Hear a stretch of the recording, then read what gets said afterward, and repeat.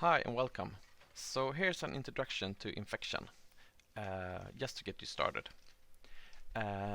We have created a little playlist of some very introduction-like videos.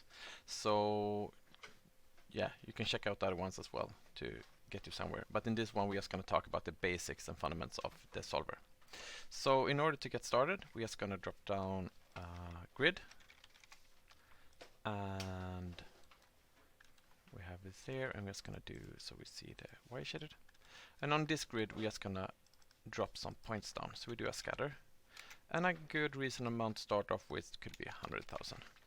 It's not super dense, but it goes fast, but it looks okay. So in order for the solver to work, we need something called infection initialize, and that is what gives us all the attributes. But we can also feed in attributes to that one. And what we want to do here is we want to group this so we can feed in some kind of density to start off with. So I'm going to drop down a group, and I'm going to call this active or something. And I'm going to do keeping bounding regions. I'm just going to do a bounding sphere, and I'm going to choose points. And there we have some kind of starting position. And what I do then is I just drop down a wrangle. You could also do this in attribute create if you prefer that.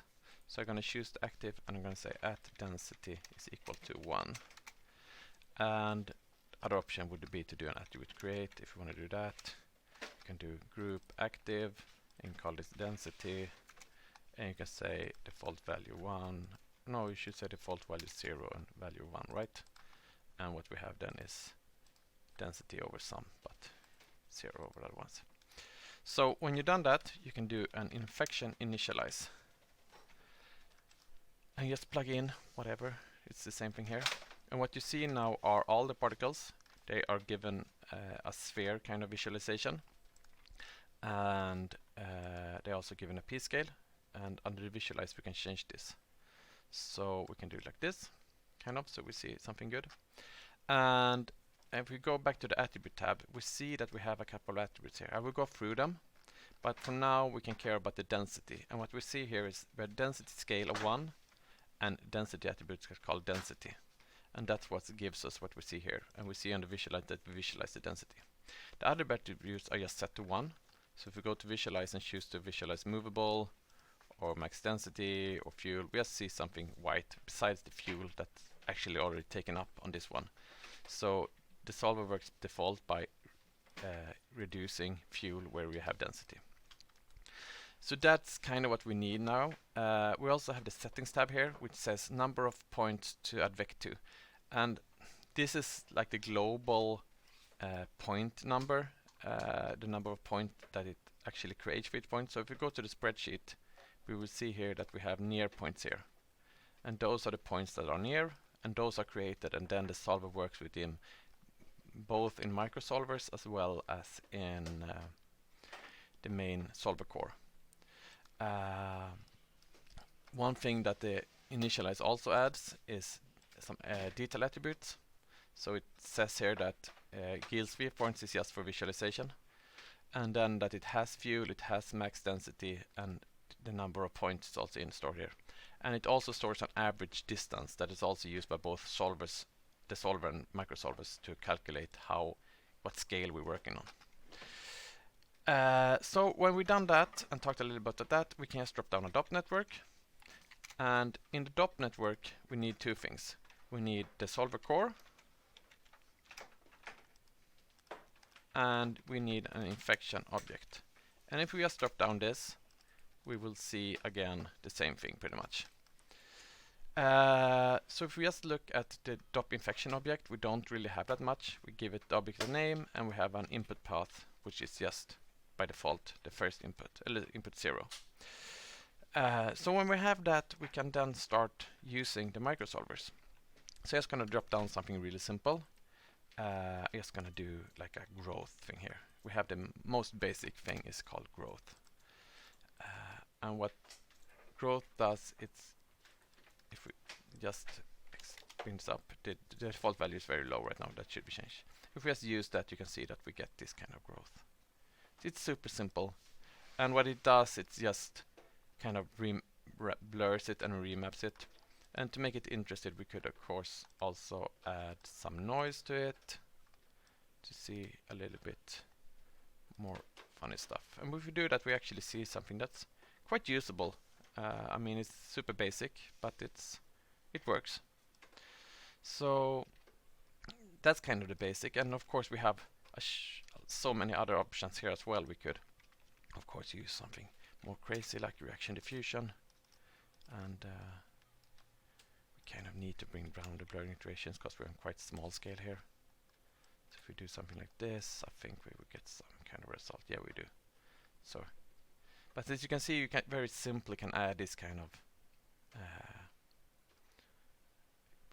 different growing algorithms to your solver. But let's keep it at the infection grow. And a lot of the options from this solver also come from PostSim. So what we could do here is we could drop down a tag. We can merge, of course, first, so we can use more than one microsolver. And we can drop down a tag as well, which is a very useful thing for many things. And what the tag does is that it just stores when the particles hit this threshold value, and then it gives them a tag. And that could be used for a lot of post-sim work. So if we have this little short simulation and we go back and we have a split tag node here. If we use this, we have three outputs here. First, we have a setting of what the time threshold should be. So right now it says when it's tagged, and 10 frames after that the particles are active. And we could of course change it down to 1, so we only see like the same frame that are tagged are active. So that's a way of splitting it. And then we have three outputs. We have the alive particles, which is what we see now.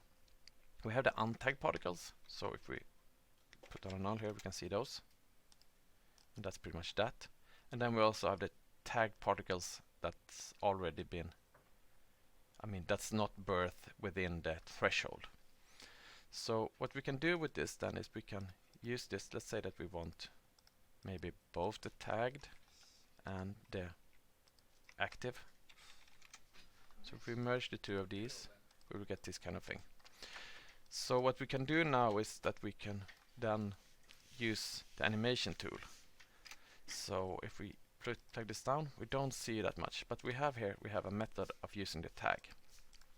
So if we do like this, we can plug in use p-scale animation, and what we can do then is we can control the particles based on when they were tagged. So right now we see that they grow as they were tagged, and we can change this ramp of course to if we want it to go slower, faster, wherever.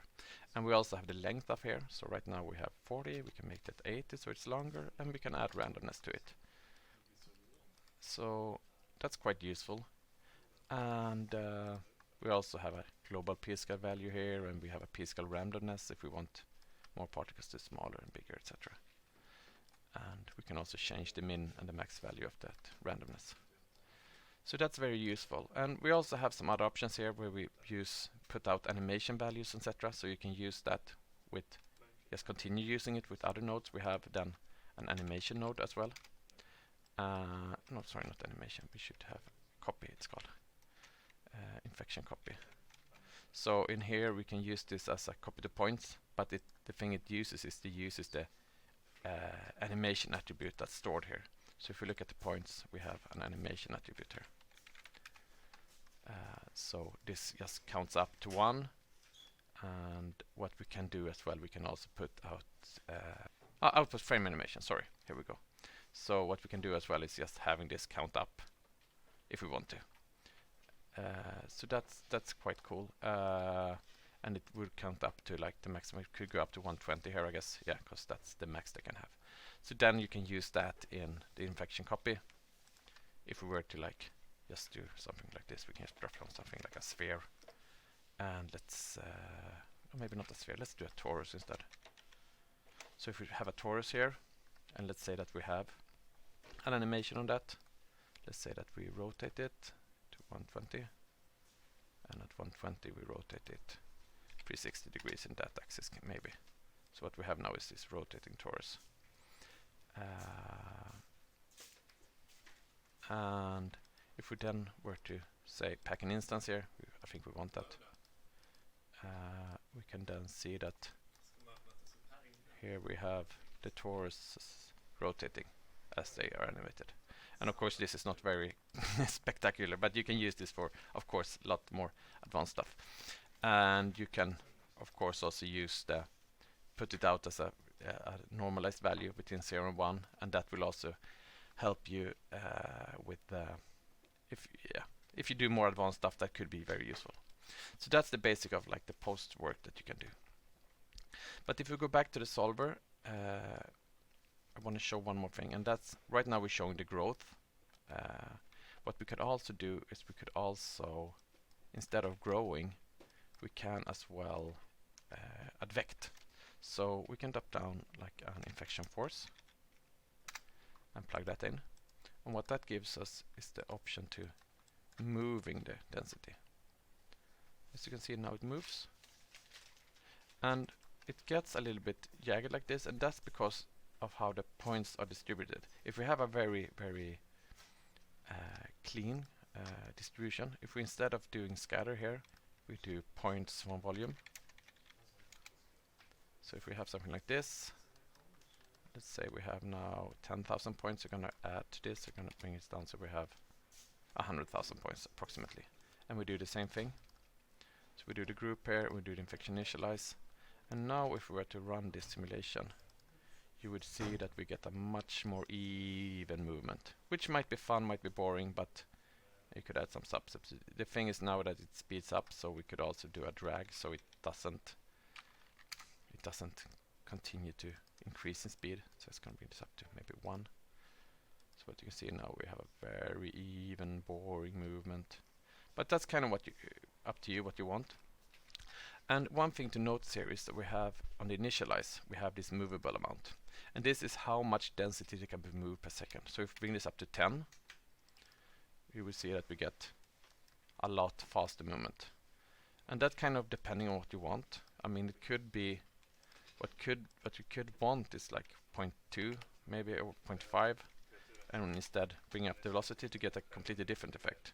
So if you do something like that and bring up the force to 5, you will see that we have small kind of things going away quite fast, and kind of spreads out, so it gets kind of uneven, and we need more substeps here in order to move the thing. But generally I would say that you actually want this higher, like 5 or something. And of course if we do that now, you'll see that we just move it super fast. And here's another thing that you see. It kind of stops there and it evens out. And as the force continues to push it, you will see that it actually gets longer. And this is an intentional effect. So what's cool about this is that it keeps the same amount of density, but as it keeps pushing it to the side, it evens out, because what happens is that you get too much density. If we have to do like, if we take the solver here and do the visualization and bring, oh, it's 0.5 now. If we bring this up to like 2, you will see that we have, if we do like an infrared thing here, you will see that we have a lot of points that are above 1. So green is 1 here. You can see that as it moves out, it spreads out, but what happens here is that it gets very high, so therefore it spreads out, and you can see the red amount decreases. And that's done with this smooth max densities. What it does is that it moves out the density that are too high. So if we bring this up to like 15, you would probably see the red particles move away faster.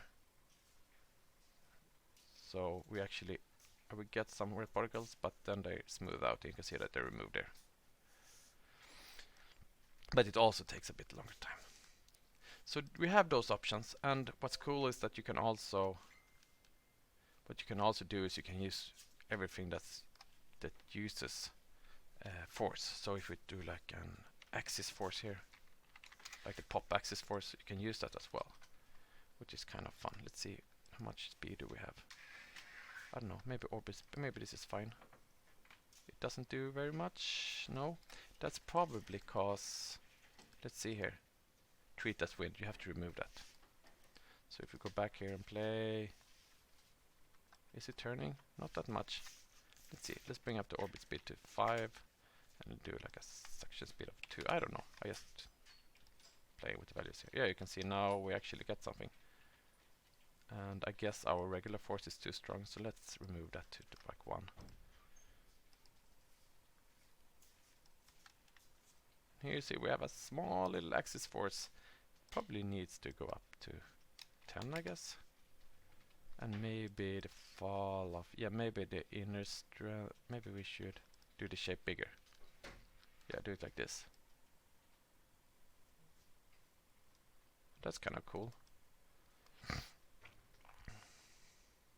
I guess it loses strength out there. Yeah, but that's cool. You can use all of those kind of things as well. Just remember to tick off Treat as Wind. So yeah, that's it for now. And check out other videos as well where we go through a little bit more complex stuff. And thank you.